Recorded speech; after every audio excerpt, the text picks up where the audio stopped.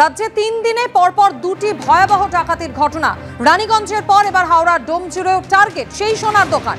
মাত্র 15 মিনিটের অপারেশনে সাফ কোটি টাকার গয়না। থানা থেকে 700 মিটারের মধ্যে অপারেশন চালিয়ে পগার পার ডাকাত দল। হাওড়ার ডোমজুড়ের সেই শোরুমের ছবি আপনারা দেখতে পাচ্ছেন।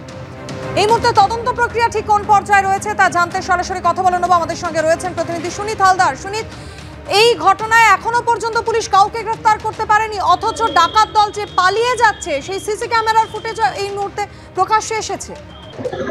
দেখো মাধুরী, গতকাল দুপুরে এই ডোমজুড়ের এই যে সোনার দোকান, এই সোনার দোকানে 4 জন সশস্ত্র ডাকাত এসে ক্রেতা সেজে আসে এবং দোকানের ঢুকে সেই সময় যখন মালিক এবং তার ছেলে ছিল সেই সময় তাদের কাছ থেকে বাতায় রিভলভারের বাট দিয়ে মেরে এবং গুলি চালিয়ে তাদের এখানকার সমস্ত সোনার গয়না নিয়ে চম্পট দেয়।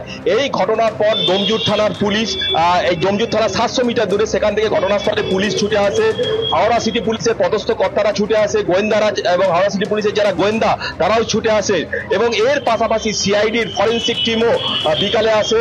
তারা এখান থেকে বিভিন্ন ফিঙ্গারপ্রিন্টের নমুনা সংগ্রহ করেছে এবং অন্যান্য প্রমাণও সংগ্রহ করে নিয়ে গেছে। এই যে হাওড়া আমতা রোড সোজা এইখান দিয়েই বেরিয়ে যায় এবং সামনে একটা বারুইপাড়া বলে একটা রাস্তা আছে, সেই বারুইপাড়া বাঁ দিক দিয়ে সম্ভবত, আবার বলছি খুবই সম্ভবত, পুলিশ যেটা প্রাথমিকভাবে মনে করছে সেই 16 নম্বর জাতীয় সড়কে ওঠে এবং 16 নম্বর জাতীয় সড়কের দুদিক আছে, একদিকটা কলকাতামুখী এবং আর একটি খড়গপুরগামী। কোন রাস্তায় গেছে এখনো সেটা স্পষ্ট নয়।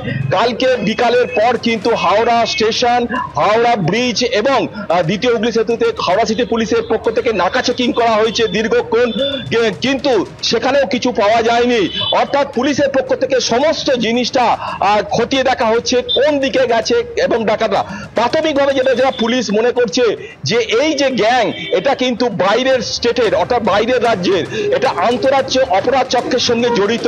যেহেতু ডাকাতির সময় তারা নিজেদের সঙ্গে হিন্দি ভাষায় কথা বলছিল, প্রাথমিকভাবে পুলিশ কিন্তু মনে করছে এর সঙ্গে আন্তঃরাজ্য অপরাধ চক্রের যোগসূত্র আছে। তারা এই অপারেশনটা করার পর তারা ভিন রাজ্যে চলে যেতে পারে এমনটাই মনে করছে এবং সিসিটিভি ফুটেজে এতটাই সেখান থেকে কিন্তু কোনো কিছু তাদের মুখে তাদের ঢাকা ছিল না। হেলমেট থাকলেও একজনের দুজনের কিন্তু বেশিরভাগেরই কিন্তু মুখ ঢাকা ছিল।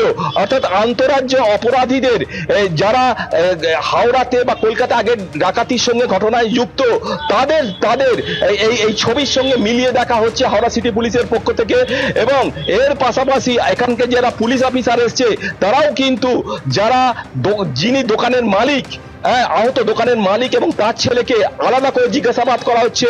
ওই সময় একজন মহিলা কর্মী দোকানে ছিলেন, তাকেও জিজ্ঞাসাবাদ করা হচ্ছে। আমাদের প্রতিনিধি সুনীত হালদার যেমনটা বলছিলেন যে রবিবার রানীগঞ্জ এবং তার ঠিক দুদিনের মাথায় মঙ্গলবার হাওড়ার ডোমজুড়ে যে ভয়াবহ ডাকাতির ঘটনা, যেখানে ভর দুপুরে গতকাল ডাকাতির ঘটনা ঘটে হাওড়ার ডোমজুড়ের এই শোরুমে। দেখতে পাচ্ছেন 4 জন ডাকাত তারা এইভাবে এসে মাত্র 15 মিনিটের অপারেশন চালায় এবং সেই 15 মিনিটের অপারেশনে একেবারে সাফ কোটি টাকার গয়না। এবং এখানে অত্যন্ত চাঞ্চল্যকর বিষয়, মাত্র 700 মিটার দূরত্বে ছিল থানা। 700 মিটার দূরত্বে থানা থাকার পরও এত বেপরোয়া মনোভাব কিভাবে দুষ্কৃতীদের? পুলিশের প্রাথমিক তদন্তে অনুমান ভিন রাজ্যের ডাকাত দল ছিল এবং ডাকাতির পর বাইকে চেপে পালায় 4 জন ডাকাত। বন্দী হয়েছে সিসি ক্যামেরা ফুটেজ।